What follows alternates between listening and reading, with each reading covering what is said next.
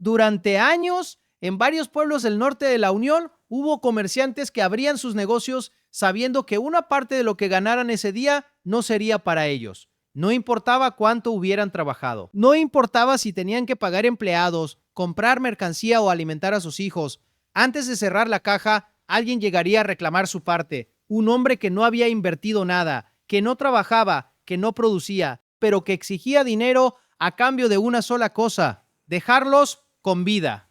En municipios como Anamorós, Polorós, Santa Rosa de Lima y Lislique, las llamadas de extorsión se convirtieron durante años en parte de la rutina. Una voz decía cuánto había que pagar, cuándo debía entregarse y qué ocurriría si la víctima se negaba. Los comerciantes obedecían porque sabían que no eran amenazas vacías. En esos mismos pueblos ya había personas asesinadas, habían visto cuerpos, habían asistido a funerales. Sabían que detrás de cada llamada existía una estructura capaz de cumplir lo que prometía. Por eso pagaban, no por respeto, no por voluntad, pagaban por miedo. Y uno de los hombres que convirtió ese miedo en un negocio terminó escuchando una sentencia que ninguna persona podría cumplir ni viviendo varias vidas. 432 años de prisión. Su nombre era Víctor Antonio Melgar Cuevas. También utilizaba la identidad de Leonardo Antonio Padilla Gómez, pero dentro de la pandilla todos lo conocían como Bad Spirit, espíritu maligno. Aquel apodo terminó unido a 21 casos de extorsión agravada y a una de las estructuras más violentas que operaron en el norte de la Unión. Sin embargo, Bad Spirit no era el hombre con más sangre de aquella clica, ni siquiera recibió la pena más alta, porque cuando el tribunal comenzó a leer los nombres de quienes se sentaban junto a él, apareció algo mucho más grave: extorsionistas, planificadores, gatilleros, hombres condenados por asesinar y 18 prófugos cuya historia todavía no había terminado. Para comprender la dimensión del caso, hay que regresar a la zona donde operaban. El norte de la Unión está formado por pueblos donde gran parte de la población vive del comercio, de la agricultura y de pequeños negocios familiares. Lugares donde todo el mundo conoce al dueño de la tienda, al vendedor del mercado y al hombre que abre temprano su taller. Esa cercanía permitía a la pandilla conocer cada movimiento. Sabían quién tenía un negocio, quién recibía mercancía, quién había comprado un vehículo, quién tenía familiares fuera del país, quién parecía estar ganando dinero. Después llegaba la llamada. La víctima podía intentar cambiar de número, podía cerrar durante unos días, podía pensar en denunciar, pero la estructura conocía su casa, sabía quiénes eran sus hijos, conocía sus horarios. La extorsión no atacaba únicamente el bolsillo, atacaba toda la vida de la persona. Ese era el negocio en el que participaba Bad Spirit.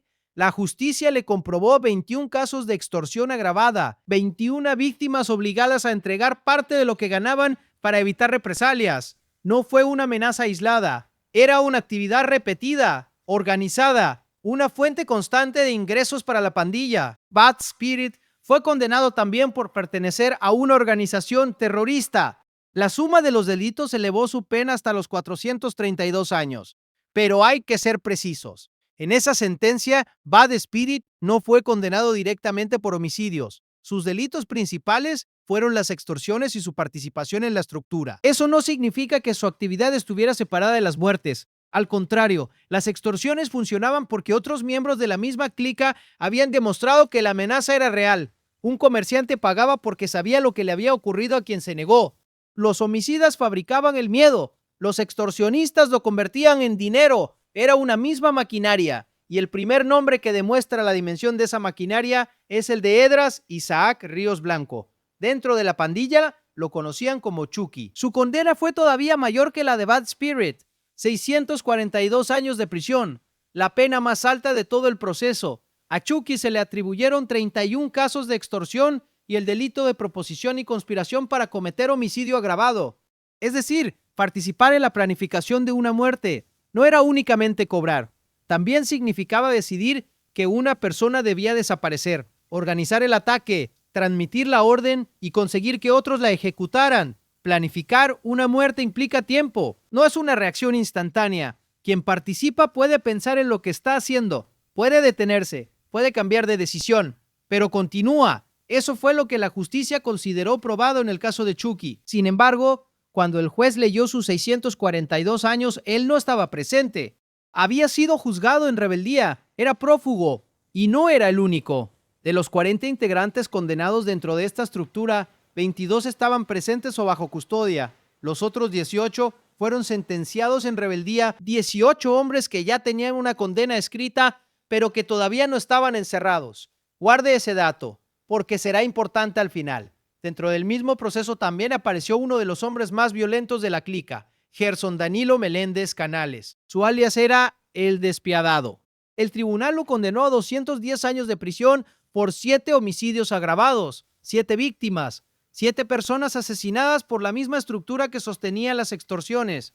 Pero uno de esos crímenes resulta especialmente revelador. Según la fiscalía, una de las víctimas fue asesinada para que los pandilleros pudieran quedarse con sus propiedades.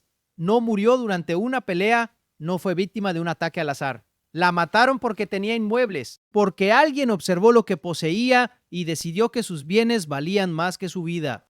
Piense en lo que eso significa. La víctima había trabajado para adquirir una casa, terrenos o algún tipo de propiedad. Aquello que debía ofrecer seguridad a su familia terminó atrayendo a quienes querían apropiarse de todo. Un propietario vivo podía reclamar, podía acudir a las autoridades, podía defender sus derechos. Un propietario muerto ya no podía hacerlo. La estructura no vio a una persona, vio un obstáculo entre ellos y unos bienes, y decidió eliminarlo. Ese nivel de frialdad explica por qué El Despiadado recibió una condena de más de 2 siglos. Pero no era el único homicida. Neris Nahum Álvarez Horto, conocido como Charcota, fue condenado a 132 años por pertenecer a la estructura y por 4 homicidios agravados. 4 víctimas más. A diferencia de Chucky, Charcota sí estaba presente cuando se leyó la sentencia, escuchó la cantidad de años que le correspondían por las muertes y por su participación en la clica. Otros nombres completaban el grupo. Humberto Eliseo Sánchez, alias Chevo, recibió 312 años por 14 extorsiones y por conspirar en 2 homicidios. Joel Antonio Hernández García, conocido como Ibi, fue condenado a 352 años por 17 casos de extorsión. Nombre tras nombre, la estructura comenzaba a aparecer completa. Bad Spirit con 21 extorsiones, Chucky con 31 y una muerte planificada, El Despiadado con 7 homicidios, Charcota con 4, Chevo con 14 extorsiones y 2 conspiraciones homicidas, Ibi con 17 cobros. No se trataba de delincuentes actuando por separado. Todos pertenecían a la misma maquinaria. Las extorsiones financiaban a la estructura. Los homicidios demostraban que las amenazas se cumplían y el miedo impedía que las víctimas denunciaran. Un solo asesinato podía obligar a pagar a decenas de comerciantes. No era necesario matar a todos. Bastaba con convertir a algunas víctimas en ejemplo. Después, cada llamada llevaba detrás el recuerdo de esos cuerpos. La pandilla había construido un sistema en el que la violencia funcionaba como garantía de cobro. Pero la investigación reveló algo todavía más perturbador: la forma en que estructuras como esta se comunicaban por dentro. En diferentes procesos contra la MS-13, los tribunales reprodujeron audios interceptados a los propios pandilleros, grabaciones reales, conversaciones en las que coordinaban extorsiones, persecuciones y homicidios. Las voces permitieron escuchar cómo hablaban cuando creían que nadie ajeno a la pandilla los estaba oyendo. No hablaban de las víctimas como personas, hablaban de objetivos, de cantidades, de trabajos que debían terminarse. Y uno de los audios documentados mostró hasta dónde podía llegar su obsesión por asegurarse de que una víctima muriera. Una persona había recibido disparos en el rostro, seguía viva. Los servicios de emergencia la introdujeron en una ambulancia para trasladarla al hospital. Dentro del vehículo, los sanitarios intentaban salvarla, pero detrás de la ambulancia iban los pandilleros. La perseguían, querían alcanzar el vehículo y rematar a la víctima antes de que recibiera atención médica. No les bastaba con haberle disparado, no buscaban escapar, querían asegurarse de que no sobreviviera. Piense en esa escena: una ambulancia avanzando contra el tiempo, una persona gravemente herida dentro y detrás sus atacantes intentando terminar el trabajo. Aquella víctima no era para ellos un ser humano luchando por vivir, era un problema que todavía no había sido resuelto.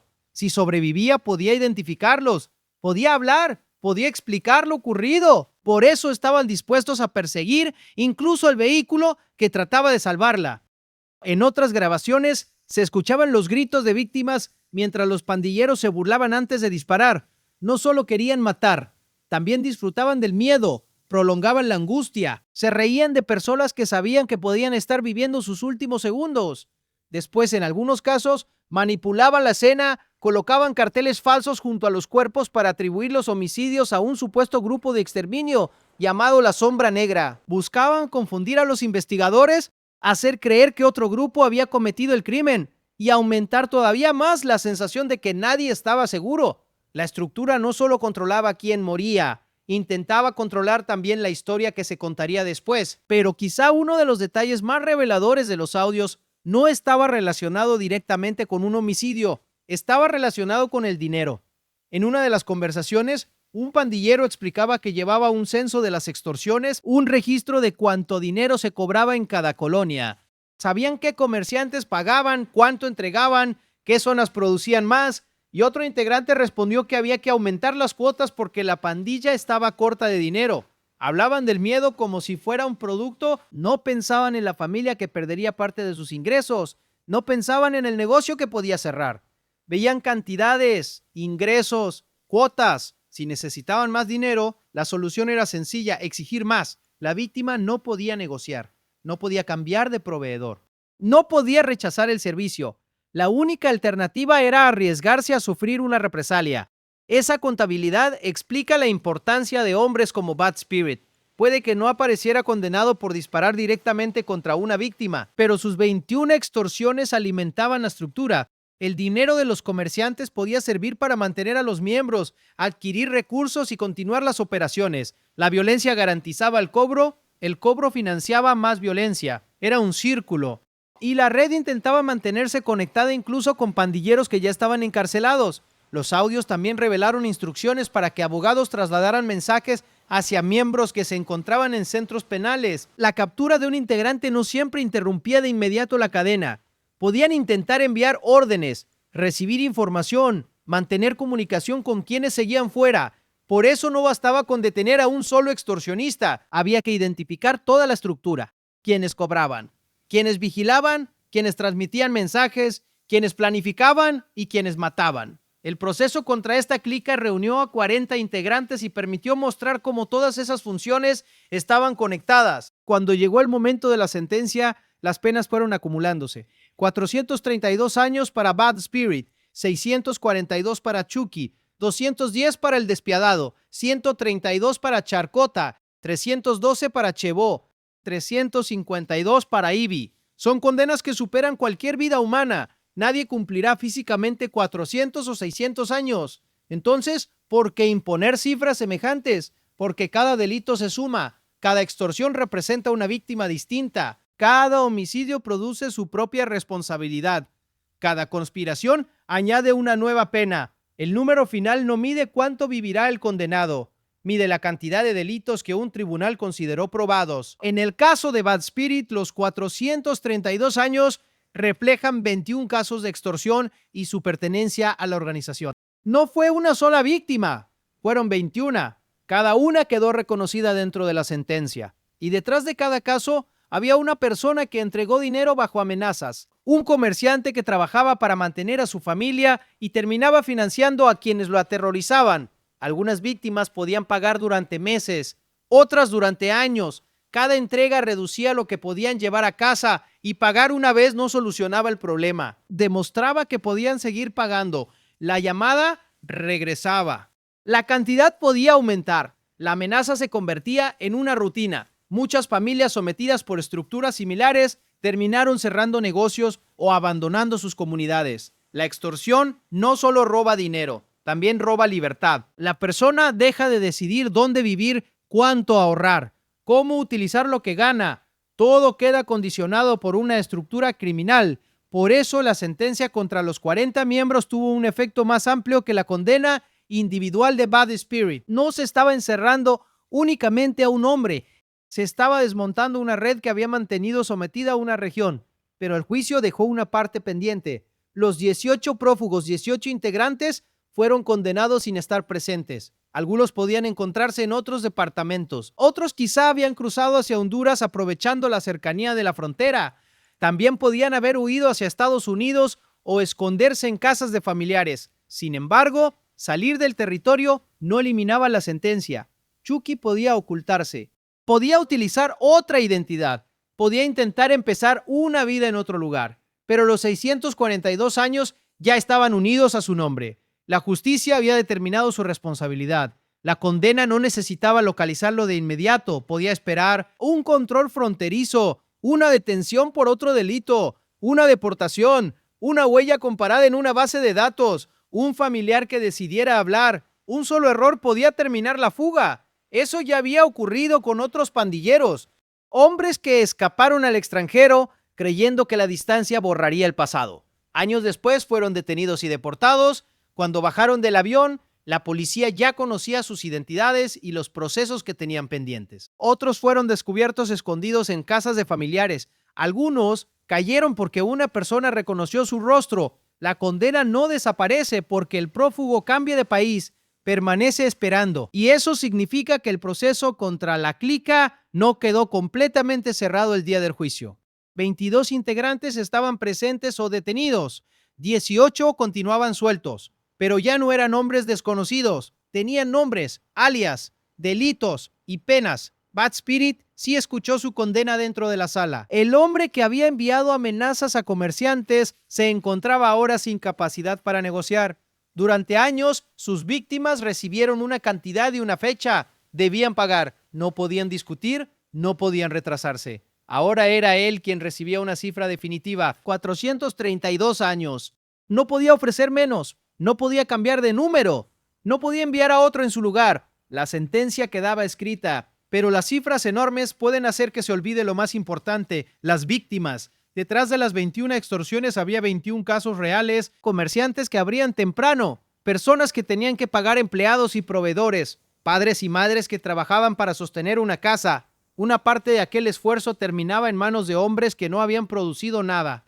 Detrás de los 7 homicidios del despiadado había 7 vidas terminadas. Una de esas personas fue asesinada porque poseía propiedades. Aquello que había construido con trabajo terminó convirtiéndose en el motivo por el que decidieron eliminarla. Detrás de los 4 homicidios de Charcota había otras 4 familias, 4 funerales, 4 lugares vacíos, y detrás de los audios había personas reales, una víctima herida dentro de una ambulancia, sanitarios intentando salvarla, pandilleros siguiéndola para rematarla, personas suplicando mientras sus agresores se reían, comerciantes convertidos en cifras dentro de un censo de extorsión. Todo pertenecía a la misma maquinaria. La violencia creaba miedo. El miedo generaba dinero. El dinero permitía que la estructura continuara. Durante años los habitantes callaron porque sabían lo que podía ocurrir si denunciaban. El silencio no significaba apoyo. Era supervivencia. Un comerciante podía querer acudir a la policía, pero también tenía hijos, familiares, empleados. La pandilla conocía su dirección, por eso tantos terminaron pagando, no porque aceptaran el control de la clica, porque querían seguir vivos. El juicio cambió esa relación. Los cabecillas fueron condenados, los extorsionistas quedaron identificados, y quienes huyeron pasaron a cargar con sentencias que podían alcanzarlos en cualquier momento. Eso no significa que el miedo desapareciera de un día para otro. Una persona extorsionada durante años puede seguir esperando una llamada incluso después de una captura.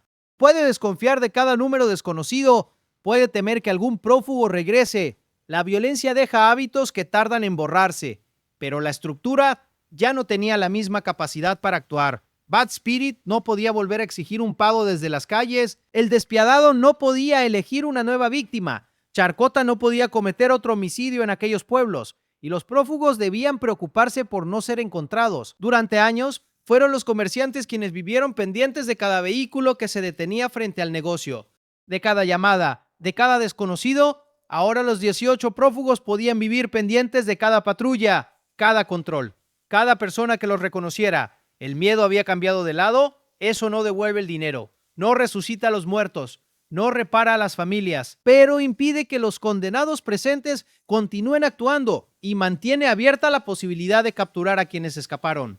Bad Spirit no recibió la condena más alta. Chucky acumuló 642 años, pero el hombre conocido como espíritu maligno representa una parte esencial de esta historia. La parte que convirtió el terror en ingresos. 21 víctimas, 21 cobros agravados, 432 años. Su negocio dependía de que otros mataran. Cada homicidio reforzaba la amenaza. Cada amenaza producía nuevos pagos y cada pago mantenía viva la estructura. Hoy ese negocio está interrumpido. El hombre que exigía dinero a quienes trabajaban ya no puede tocar la caja de ningún comerciante, no puede llamar, no puede amenazar, no puede presentarse como dueño de pueblos que nunca le pertenecieron. Su nombre quedó unido a una sentencia que ninguna vida podría completar, pero todavía quedan 18 sillas vacías, 18 condenados en rebeldía, entre ellos hombres como Chucky, con cientos de años ya escritos. Pueden esconderse, pueden cruzar fronteras, pueden utilizar otros nombres, pero no pueden eliminar el expediente. La pregunta ya no es si tienen una condena, la tienen. La pregunta es cuándo terminará alcanzándolos. Puede ocurrir en una frontera, en una deportación, durante un control, por una denuncia o por un error tan pequeño como confiar en la persona equivocada. Bad Spirit ya escuchó su cifra. Los otros todavía tienen la suya esperando. Durante años, la clica obligó a comerciantes y familias a dormir preguntándose si al día siguiente recibirían una amenaza. Ahora son los prófugos quienes pueden acostarse sin saber si esa será su última noche en libertad. Y en los pueblos del norte de la Unión, un teléfono puede volver a sonar por motivos normales. Un cliente, un proveedor, un familiar, no una voz exigiendo dinero para dejar vivir a alguien. Ese es el verdadero significado de la caída de una estructura. No solo las condenas, también la posibilidad de recuperar una vida cotidiana, abrir un comercio sin separar dinero para un criminal, trabajar sin financiar a quien amenaza a la familia, caminar sin pedir permiso y comprender que el apodo de un pandillero no está por encima del nombre de un pueblo. El hombre conocido como espíritu maligno creyó que el miedo lo haría intocable, creyó que los comerciantes siempre pagarían, que los testigos nunca hablarían, que los homicidios protegerían el negocio. Pero la cuenta terminó llegando. 21 casos de extorsión, 432 años, una cifra imposible de cumplir. Y mientras Bad Spirit permanece encerrado, 18 integrantes de su misma estructura continúan cargando sus propias condenas. No están completamente libres, solo están huyendo de una sentencia que ya existe. Si quiere conocer cada captura, cada juicio y cada condena contra las estructuras que aterrorizaron El Salvador, suscríbase al canal y active la campanita y responda en los comentarios con un número. De los 18 prófugos de esta clica, ¿cuántos cree que terminarán capturados? Escriba su cifra.